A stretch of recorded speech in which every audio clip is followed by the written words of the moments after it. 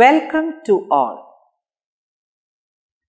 Child development cannot be perceived through a single lens. We should see child's development in various perspectives.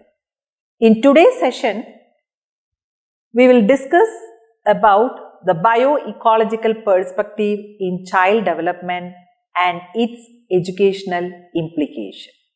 In this video, we will discuss bioecological perspective, different layers of bioecological perspective, the interaction between the different layers in child's development and educational implications of bioecological perspective.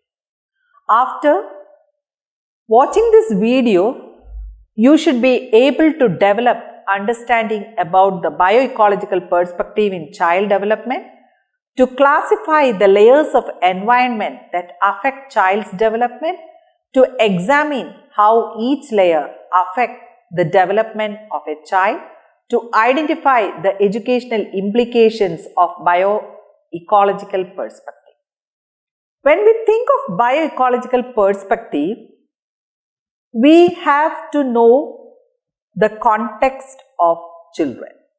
Child development is conceptualized as a transactional process with an emphasis placed on the interplay of individual and context, as well as on the interactions between and among context.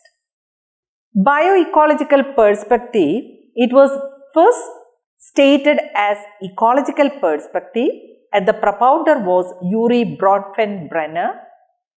He stated about the ecology of human development, and later on he found that ecology and biology is very important in understanding the development of a child.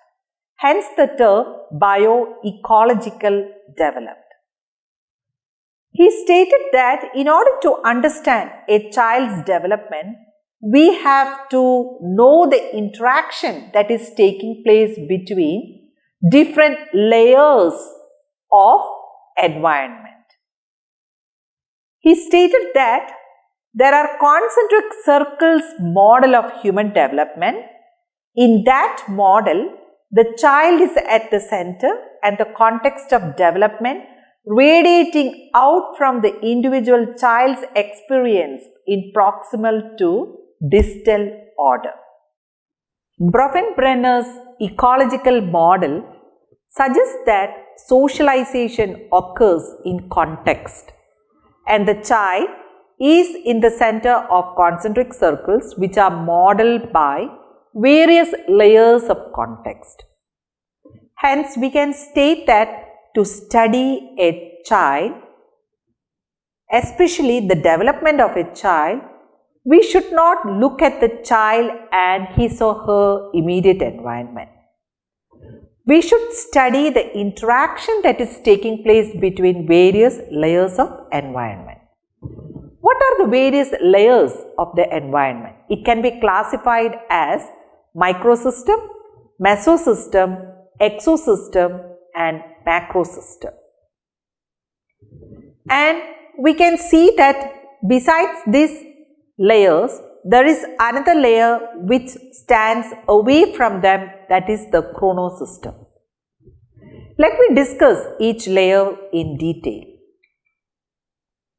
When we look at the microsystem, we can state that this is the immediate environment of the child.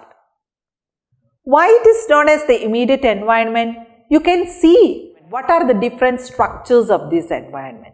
It consists of family, religious institutions, peers, neighborhood play area, school or daycare, health services. So, these are the different structures in the layer of microsystem. And when we look at this layer, we can see that it has bidirectional influences, which the term used by Bronfenbrenner. Why it has bidirectional influences? Take the case of family. The attitudes and behaviors of parents influence the child, and vice versa. That is, the attitude of child and beliefs of the child influence the parents. Hence, the term bidirectional influences was used by Brenner. And in order to understand a child's microsystem, we should understand the interaction that is taking place between these various layers. Coming to the family structure, we can see that there are single parent family structure, cohabitant family structure, then nuclear family structure, extended family structure, and the child who is growing up in different discomfort zones also. And among these different family structures, the nurturing setup is different. How the child feels or how the child's attitude changes, that all affects the growing up of a child.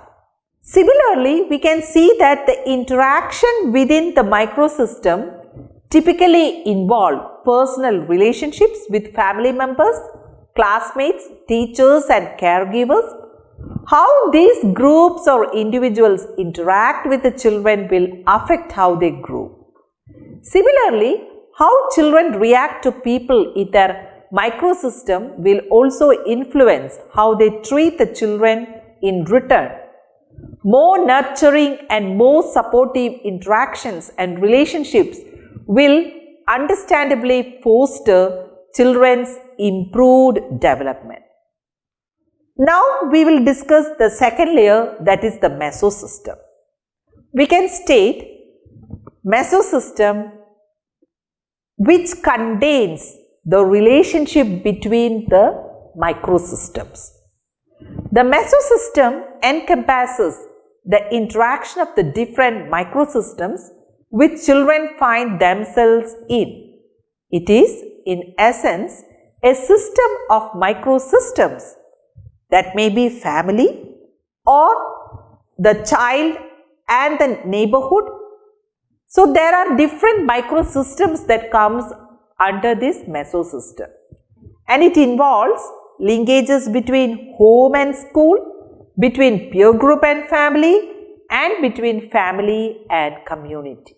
If a child's parents are actively involved in the friendship of their child, for example, they invite the child's friends over to their house from time to time and spend time with them, then the child's development is affected positively through harmony and like-mindedness.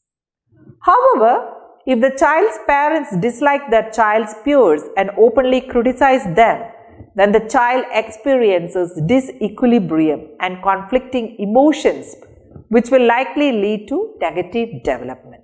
When we think of neighborhood as a context of child development, how we can perceive the neighborhood and how it influences the development of a child.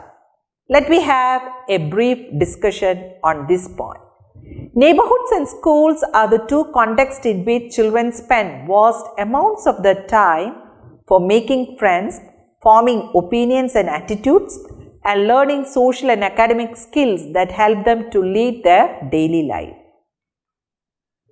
Neighborhoods determine the quality and variety of physical environments in children's daily lives, the peers with whom children will play, the adults they will have as role models, the amount of violence and chaos to which they will be exposed, and the schools that they will attend. When we think of the impact of neighborhood, there the quality and quantity and also the diversity of and access to recreational, social, educational, health, transport and employment services in the community directly affect child's outcomes as well as the outcomes of their parents. Think of the socio-economic background of the neighborhood. It has a detrimental impact on parental mental health, parental behavior, that is the parental style, supervision and monitoring, routines and structure, and the quality of the home environment, which in turn affects the development of the child. Neighborhood social processes, that is, the social connections between parents in the neighborhood that encourage trust, support and a shared understanding and norms of behavior, are undermined for those living in more disadvantaged areas, which then affects child outcomes. Neighborhood socio-economic composition may affect the quantity and quality of institutional resources available to children, such as schools, health and social services, recreational programs and the like. Neighborhood composition is thought to contribute to community norms regarding both parents and children's behavior. Then we are going to discuss about how school plays as a context of child development. There we know that children will acquire a great amount of knowledge and skills. There will be social and emotional growth. Children's daily experiences at school affect their behavior, beliefs and well-being. The cumulative effects of children's schooling experiences strongly contribute to their lives as adults, including future educational opportunities, career choices and lifetime earnings. Next layer, that is the ecosystem. It pertains to the linkages that may exist between two or more settings, one of which may not contain the developing children but affect them indirectly nonetheless. Based on the findings of Bronfenbrenner, people and places that children may not directly interact with may still have an impact on their lives. Such places and people may include the parents' workplaces, extended family members and mass media. When we think of mass media as a context of child development, there I would like to quote American Academy of Pediatrics Council on Communications and Media. Because children have high levels of exposure, media have greater access and time to shape young people's attitudes and actions than do parents or teachers, replacing them as educators, role models and the primary sources of information about the world and how one behaves in it. Children in the 21st century learn and develop in the context of electronic media, and more than that, nowadays we know how much time children are spending for online learning. Increasing use of all kinds of media, then creation and use of media designed for children even aged 2 and under. And we can see that through this media, children are able to develop the habit of multitasking, in which they are using the media as well as they are doing texting on a cell phone while watching creation. Use of media platforms such as the smartphone are digital, interactive and easily transportable. And when we think how do media use affects children's cognitive development, there take the case of games. We know that through games, they will develop the attentional skills and they learn how to transfer those attentional skills to other tasks. And they develop divided attention because they want to do multitask, so they have to divide their attention to various stimuli to succeed at video gameplay. As well as this divided attention, another skill, that is spatial skills, also improve when children play video games that require visualization of spatial fields. Then the next layer, that is the macro system. It is the largest and most distant collection of people and places to the children that still have significant influences on them. This ecological system is composed of the children's cultural patterns and values, specifically their dominant beliefs and ideas, as well as political and economic systems. For example, children who are growing up in war zone areas, their experiences will be different and their developmental pattern is different than the children who are growing up in peaceful environments. They may become so aggressive, violence, some kind of fear may be in their mind. Then comes to the next layer, that is the chrono system. It adds the dimension of time which demonstrates the influence of both change and constancy in children's environments. The chrono system may include a change in family structure, parents' employment status, as well as immense society changes such as economic cycles and wars. And now we have faced the pandemic situation. How this pandemic situation affects the learning style of the children, the parents' job, how they lose the job, and how it affects the socio-economic status of the family, which in turn affects the growth of the child. By studying the various ecological systems, Bronfenbrenner's ecological systems theory is able to demonstrate the diversity of interrelated influences on children's environment. Take the case of the birth of new siblings that will create some kind of tension in the elder sibling. When the parents got divorced, that creates negatively in the mental development of the child. And when the parents were transferred, the children will affect negatively because they lose their earlier friends, they want to make more contacts, and they have to understand about the new environment. And take the case of socio-economic status also. If it comes down, it will negatively affect the growth of the child. If the parents got promoted, then the socio-economic status will improve. It will positively affect the development of the child. Now we will think what are the educational implications of this bioecological perspective. How do we prepare teachers and educational leaders to facilitate an inclusive classroom? And this perspective helps the teacher to understand the background of the learner, understanding student learning needs and styles, and teach new concepts by using student vocabulary. And more than that, we can see that the classroom is diverse in nature, so that we can integrate diverse study practices, and there occurs or emerges the need of adopting culturally responsive pedagogy, and the teacher plays a major role in determining meaning and sensitivity in the classroom. The teacher development and training also should be the thrust areas where we have to give training to them, and the thrust needs to be placed on nurturing the nurturers. And here we can say that children seek opportunities for cognitive stimulation, purposeful social exchange, emotional development, and cultural tolerance.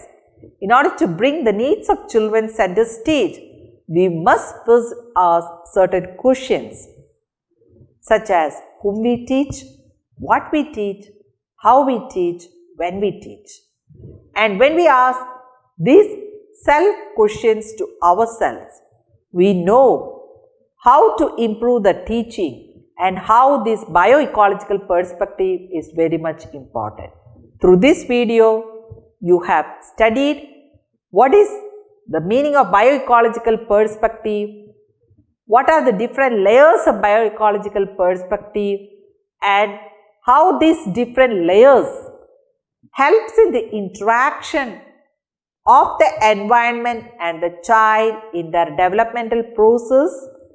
And last, we have seen what are the educational implications of bioecological perspective in classroom situation, as well as how teachers should mold themselves according to this perspective.